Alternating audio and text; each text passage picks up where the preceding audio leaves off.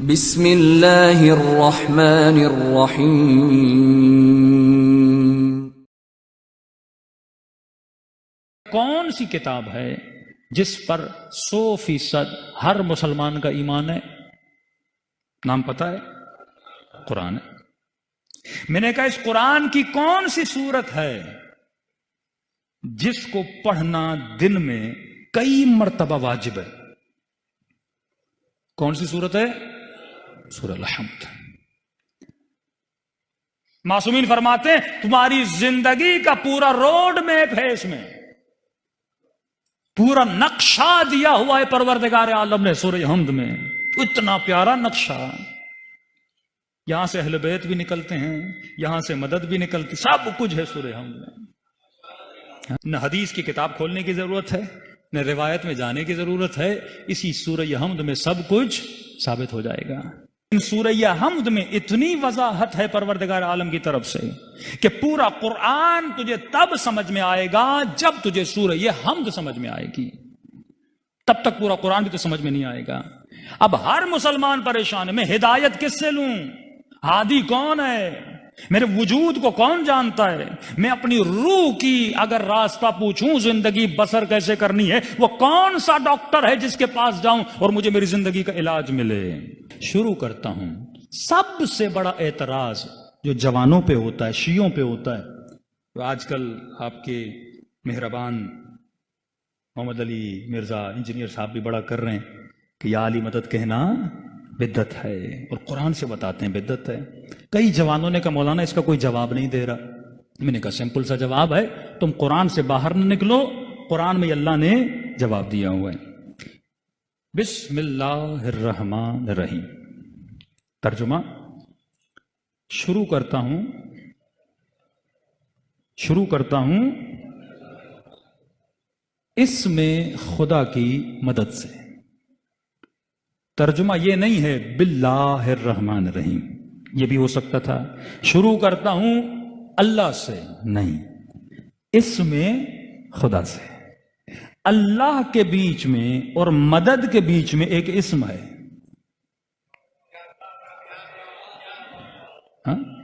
جو یہ کہتے ہیں نا ڈائریکٹ اللہ سے مدد مانگنی چاہیے، آگے خدا خود جواب دے گا۔ اللہ کے بیچ میں اور مدد کے بیچ میں، با مدد کے لیے استعمال ہوتا ہے، با استعانت بولتے ہیں، با اور اللہ کے بیچ میں اسم ہے۔ شروع کرتا ہوں اس میں خدا کی مدد سے، اور میرے چھٹے ماں فرماتے ہیں نحن اسماء اللہ، ہم بھی اسماء خدا ہیں۔ نسبت کس کی طرف ہے؟ اللہ کی طرف ہے۔ چلیے کون اللہ؟ مجھے کیا پتا؟ اللہ تو ہی بتا، میں تو تجھے جانتا ہی نہیں، میں تو پیدا ہوا ایسے سمجھے چوزا انڈے سے نکلا، انڈے سے اس کو کیا پتا مرغی کیا ہوتی ہے؟ میں بھی دنیا میں آیا، مجھے کیا پتا کون اللہ؟ کہتے گھبرا نہیں، میں خود بتاتا ہوں۔ الرحمن الرحیم، میری دو صفات ہیں، ایک صفت ہے کہ میں رحمان ہوں، ایک صفت ہے کہ میں رحیم ہوں۔ رحمان اور رحیم میں فرق کیا؟ حالانکہ دونوں رحمت سے نکلے ہیں۔ کہ ایک میں رحمان ہوں مطلب رحیم ہوں مطلب ایک میری رحمت عام ہے، جرنل ہے، سب کے لیے، حیوان چرن پرند جتنی بھی کائنات ہے سب پہ میری رحمت ہے۔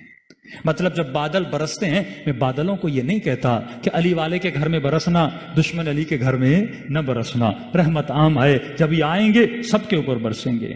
دوسرا میری رحمت خاص ہے، میں ہر کسی کو نبی نہیں بناتا،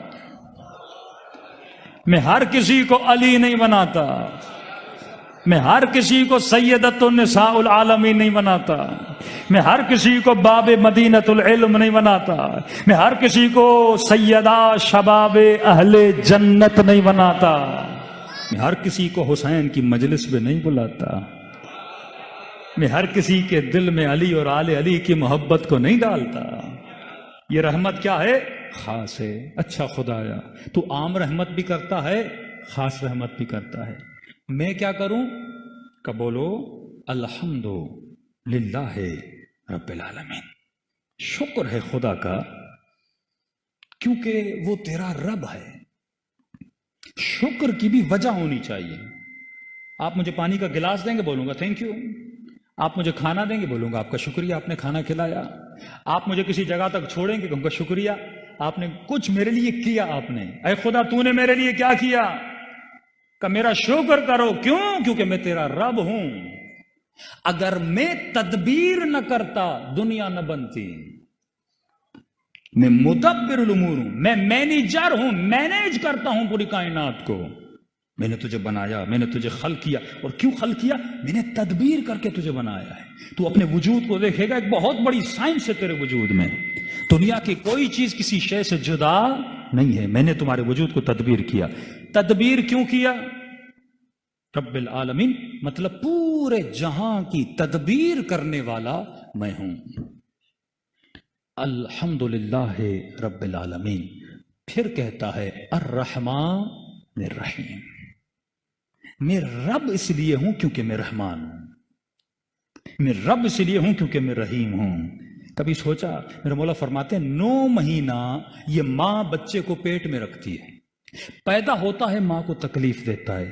9 مہینہ پیٹ میں ہوتا ہے، تکلیف دیتا ہے. پیدا ہوتے ہی ماں کا خون چوستا ہے. دودھ، وہ خون ہے جو دودھ میں بدلا ہے، یہ صرف لے رہا ہے، دے کچھ نہیں رہا. بچہ ماں سے صرف لے رہا ہے، اسے دے کچھ نہیں رہا. کہ پھر بھی ماں اس سے محبت کرتی ہے، اس کی گندگی صاف کرتی ہے، اس کے ڈائپرز کو چینج کرتی ہے. ماں کو گھن نہیں آتی، اسے تکلیف نہیں آتی، وہ خوشی خوشی کرتی ہے. کہ مولا کیوں؟ کہ اگر وہ ماں کے دل میں رحمانیت کی صفت کو نہ ڈالتا،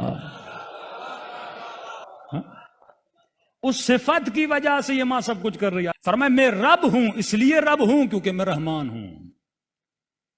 اگر میرے دل میں بندوں کے لیے رحم نہ ہوتا، میں تجھے پیدا کیوں کرتا؟ اکثر لوگ سوال کرتے ہیں نا، اللہ نے مجھے پیدا کیوں کیا؟ تو علماء سوال کرتے ہیں نہ ہونا اچھا ہے یا ہونا اچھا ہے؟ کسی چیز کا نہ ہونا اچھا ہے یا ہونا اچھا ہے؟ سب کہتے ہیں ہونا اچھا ہے. کہ اس نے تجھے عدم سے وجود دیا. وجود کیوں دیا؟ کیونکہ وہ رحمان تھا. الرحمن الرحیم مالک یوم الدین. اے میرے بندے یاد رکھنا، قیامت اور یوم الدین کا مالک کون ہے؟ میں اللہ ہوں.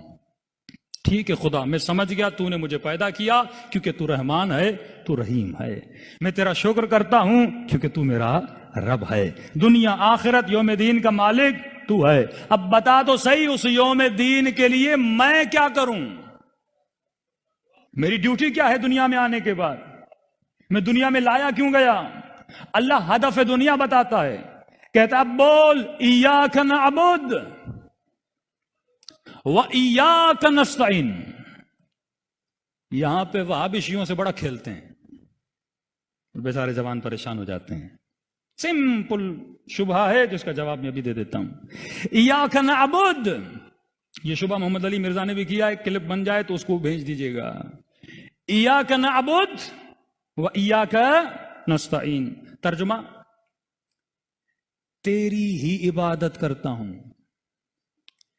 تجھ ہی سے مدد مانگتا ہوں. مفتی کہتے ہیں یہ بھی تو ہو سکتا تھا نا، نعبد ایاک نستعین ایاک، لیکن کہا نہیں، پہلے کہا ایاک نعبد، حصر کیا. مطلب تیری ہی عبادت کرتا ہوں، مطلب کسی اور کی نہیں کرتا. تجھ ہی سے مدد مانگتا ہوں. تو کہتے ہیں مطلب میں کسی اور سے مدد نہیں مانگتا، پھر تو یا علی مدد کیوں کہتا ہے؟ کہ اے خدا میں تجھ ہی سے مدد مانگتا ہوں. جب حصر کر دیا نا، تجھ ہی سے مدد مانگتا ہوں، مطلب کسی اور سے، کسی، مولا علی کو تھوڑا ذہن سے باہر نکالیے، کسی اور سے مدد نہیں مانگتا. پھر تو ڈاکٹر سے مدد کیوں مانگتا ہے؟ سمپل ترجمہ ہے، میں کسی سے مدد نہیں مانگتا. یہ نہیں ہے اس آیت میں کہ علی سے نہ مانگو، ڈاکٹر سے مانگو. تجھ ہی سے مدد مانگتا ہوں. کہ نہیں زندہ سے مانگ سکتے، مردہ سے. اس آیت میں نہ زندہ ہے نہ مردہ ہے. یہ تو تیرے فلسفے ہیں نا، یا زندہ کے لیے ہے فلاں مردہ کے لیے، اس میں تو پڑھتا کیوں ہے؟ پہلی بات تو جم کیوں مار رہا ہے؟ عقل مند شیعہ وہ ہوتا ہے جب یہ تفسیر بٹھا کے پڑھو نا، پہلا کام یہ کرنا اسے جمپ نہیں مارنے دینا، وہ فوراً جمپ مارے گا حدیث میں، فوراً سورہ ہم سے نکل کے کسی اور سورت میں جا کر، نہیں، اللہ نے اسی سورت کو پڑھنے کے لیے بولا ہے، جواب بھی اسی میں ہونا چاہیے۔ میں بھی سورہ ہم سے باہر نہیں نکلوں گا، تجھے بھی سورہ ہم سے باہر نکلنے نہیں دوں گا۔ اگر کوئی اور آیت اسی طرح واجب ہوتی جس طرح سورہ ہم کو پڑھنا واجب ہے، آپ باہر نکل سکتے تھے، لیکن جب یہ روڈ میپ ہے تو کلیئرٹی بھی اسی کے اندر ہونی چاہیے، باہر نکلنے ہم نہیں دیں گے۔ اب یہ بتا، تو ماں سے مدد کیوں مانگتا ہے؟ پیدا ہوتے ہی تیری ماں تیری مدد نہ کرے تو اپنی نجاست کو صاف نہیں کر سکتا؟ تو ڈاکٹر سے مدد کیوں مانگتا ہے؟ تو انجینئر سے مدد کیوں مانگتا ہے؟ تو ریڑھی والے سے مدد کیوں مانگتا ہے؟ اے مولوی، تو مشہور ہونے کے لیے یوٹیوب سے مدد کیوں مانگتا ہے؟ تو کوئی پوچھے محمد علی مرزا سے، جب ایاک نستعین میں کسی سے مدد نہیں مانگتا، پھر یہ بٹن کیا ہے آپ دکھاتے ہو، یہ سلور ملا، یہ گولڈن ملا؟ آپ کو مشہور کرنے میں اللہ نے مدد کی تھی، انگریزوں کو یوٹیوب نے مدد کی، آپ کی مسیحیوں کے یوٹیوب نے آپ کی مدد کی، سوشل میڈیا نے آپ کی مدد کی۔ تو آپ ان آلات و اسباب کی مدد نہ لو نا پیغام خدا کو پہنچانے کے لیے۔ میں نہیں کہہ رہا میں مخالف ہوں، آیت پہ ٹکا ہوا ہوں۔ پھر ڈاکٹر کے پاس نہ جاؤ، بیمار ہو جاؤ، ایاک نستعین، کھانا چاہیے ایاک نستعین، پانی چاہیے ایاک نستعین، کسی کے پاس نہ جاؤ۔ ترجمہ اگر یہ کرو گے، کیونکہ تجھ ہی سے مدد مانگتا ہوں، تو ہر عقل مند بندے کے ذہن میں سوال ہوگا، اے خدا کس چیز میں؟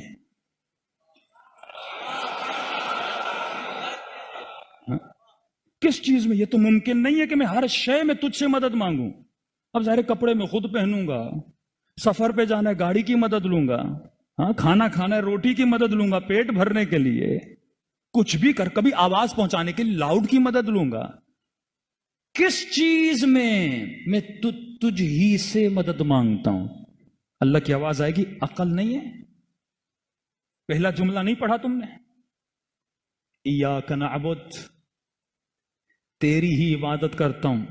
واہ، یہ ایاک نعبد ایاک نستعین کے بیچ میں کیا ہے؟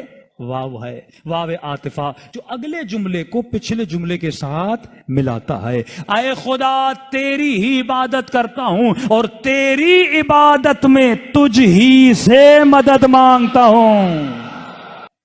تیری ہی عبادت میں کسی بت سے مدد نہیں مانگتا،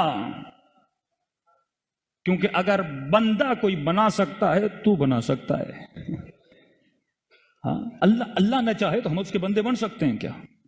توحید خالص، اور شیعوں سے بڑی توحید اور گاڑی توحید کسی مکتب کے پاس نہیں ہے۔ آپ کے پاس نہ وہ دعائیں ہیں نہ وہ مطالب ہیں، آ جاؤ مکتب اہل بیت میں، ہمارا تو وہ خدا ہے ہی نہیں جو جہنم میں پاؤں ڈال دے۔ اچھا خدا تجھ ہی سے مدد مانگ رہا ہوں، تیری عبادت میں بتا کیا کروں؟ کہا بولو اہدنا الصراط المستقیم، ہدایت کی دعا مانگ مجھ سے۔ کس کے لیے؟ صراط مستقیم پر۔ اے خدا یہ صراط مستقیم کیا ہے؟ پہچان کیا ہے؟ جانوں کیسے؟ پہچانوں کیسے؟ اگر کوئی کسی کو ایڈریس بتاتا ہے نا کہ تو فلاں کونے پہ چلے جانا، ایک دکان ہوگی، بھئی فلاں بورڈ لگا ہوگا، تب جا کے آپ کو پہچان لگتی ہے۔ تو نشانیاں بتائی جاتی ہے نا، جس طرح انبیاء کی نشانیاں بتاتا ہے، اولیاء کی نشانیاں بتاتا ہے، رسول خدا کی نشانیاں بتاتا ہے۔ تو اے خدا یہ اس راستے کی نشانیاں کیا ہیں؟ میں اس راستے پہ چلوں تو کیسے چلوں؟ دنیا میں 100 راستے، 100 مولوی، 100 بتانے والے، 100 مفتی، تو بتا میں راستہ کیسے پہچانوں؟ کب میں تجھے راستے کی نشانی دے رہا ہوں، میں اتنا آسان کر کے بتاؤں گا، تو بڑا ایزیلی اس ایڈریس پہ پہنچ جائے گا۔ یہ ان کا راستہ ہے، صراط الذین انعمت علیہم، یہ ان کا راستہ ہے جن پر میں نے اپنی نعمتوں کو نازل کیا ہے۔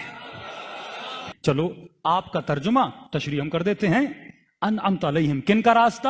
ترجمہ کرتے ہیں نا، سمپل سا ترجمہ، کسی بھی اہل سنت شیعہ کسی بھی قرآن اٹھا لیں، ترجمہ یہی ہے، صراط الذین انعمت علیہم۔ اور اتنے چالاک ہیں بریکٹ میں لکھ دیتے ہیں، مطلب اللہ کو بتانے نہیں دیتے، خود پہلے بتاتے ہیں ان کا راستہ. پر بریکٹ مارنے کی کیا ضرورت ہے؟ ہم خود ہی سمجھیں گے نا. انعمت علیہم، جن پہ اللہ نے اپنی نعمتوں کو نازل کیا. اب مفتی کہتا ہے وہ جو پہلے ایمان لائے اللہ نعمت نازل کی، جو پہلے شہید ہوئے اللہ نے نعمت نازل کی.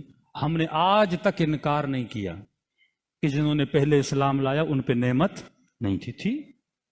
لیکن تو یہ بتا ایک مکھی پر اللہ کی نعمت ہے کہ نہیں؟ اب جب یہ بول دیا نا کہ جن پر میں نے اپنی نعمتیں نازل کی، اب ان سب کو جمع کر جن پہ اللہ نے نعمتیں نازل کی ہیں. دنیا کا وہ کون سا وجود ہے جس پہ اللہ نے نعمت نازل نہیں کی؟ آپ بتاؤ تو صحیح.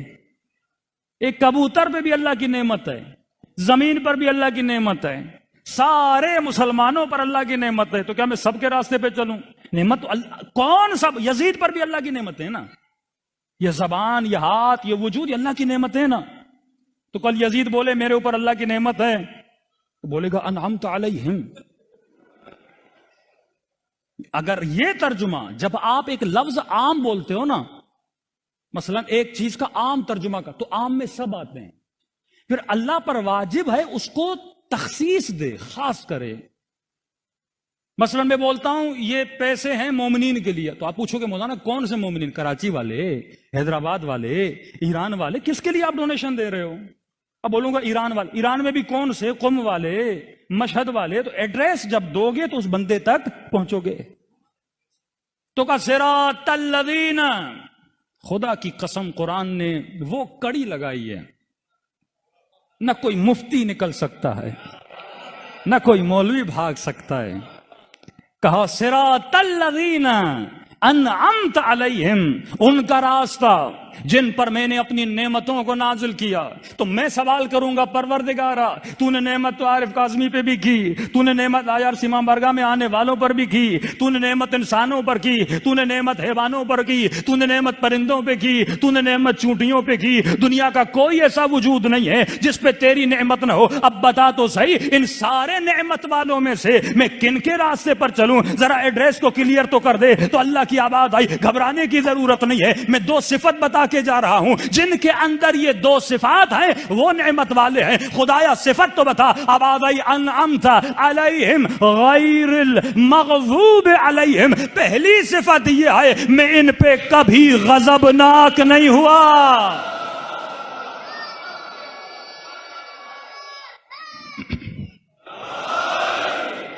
میں ان پہ کبھی غضبناک نہیں ہوا. غیر المغضوب علیہم. اب جو جنگ احد میں بھاگے کہتے نہیں اللہ نے معاف کر دیا. ہم نے کب کہا نہیں کیا؟ سورہ حدید ہے، اللہ نے معاف کر دیا. لیکن جب بھاگے تھے اللہ غضبناک ہوا تھا کہ نہیں؟ مطلب جس نے زندگی میں ایک دن بھی ایسا گزارا ہو جس میں مخالفت خدا ہو، اس ایک دن میں اللہ غضبناک تھا کہ نہیں تھا؟ اب کوئی ایسا ڈھونڈو جو زندگی میں کبھی غضبناک نہ رہا ہو. پھر بھی اللہ نے کہا شاید مفتی کے لیے گنجائش رہ جائے، بول دے میں نے معاف کر دیا، اللہ نے معاف کر دیا، یہ کر دیا. کا دو صفت بتا رہا ہوں. پہلی صفت یہ ہے غیر المغضوب علیہم، یہ وہ ہیں جن پہ میں کبھی غضبناک نہیں ہوا. اور یہ وہ ہیں ولا الضالین، اور وہ بھی کبھی گمراہ نہیں رہے. جو 40 سال بت پرستی کرتے رہے وہ انعمت علیہم نہیں ہو سکتے. چہرہ سرخ ہو جائے بندہ غصے میں، چہرہ پیلا ہو جائے بندہ غصے میں. اللہ تو جسم نہیں رکھتا. مجھے کیسے پتا چلے وہ کن پہ غضبناک ہوا؟ اے خدا تیرا چہرہ مجھے نظر نہیں آتا، مجھے کیسے پتا چلے؟ آواز آئی فاطمہ تو بضعۃ منی، فاطمہ میرے جگر کا ٹکڑا ہے، جس پہ یہ غضبناک ہو اس پہ میں غضبناک ہوتا ہوں. صفات بتاتا ہے خدا. اللہ قرآن میں کبھی نام نہیں بتاتا کیونکہ نام سے زیادہ صفت مضبوط ہوتی ہے. اکثر جوان یا بولتے ہیں بھائی اگر 12 امام تھے اللہ قرآن میں نام بتا دیتا، نام نہیں بتاتا. اگر اللہ قرآن میں نام بتاتا ابو سفیان اپنے بچوں کے وہی نام رکھ لیتا. سیدھی بات ہے. پھر ہم اس پہ ثابت کرتے علی یہ والا نہیں ہے، علی وہ والا ہے. حسن یہ والا نہیں ہے، حسن وہ والا ہے. اب مفتی اسی میں بحث چھڑی رہتی. اللہ نے کہا نام نہیں بتاؤں گا، تو شانہ ہے تو میں بھی تیرا رب ہوں. ہاں؟ تو مکر کرتا ہے تو میں خیر الماکرین ہوں. میں صفت بتاؤں گا، کہا اپنا نام بتاؤں گا، نبی کا نام بتاؤں گا، تیسرے کی صفت بتاؤں گا. انما ولیکم اللہ والرسول، میں ولی، میرا رسول ولی. تیسرا وہ ولی جو حالت رکوع میں زکوٰۃ دیتا ہوا نظر آ جائے.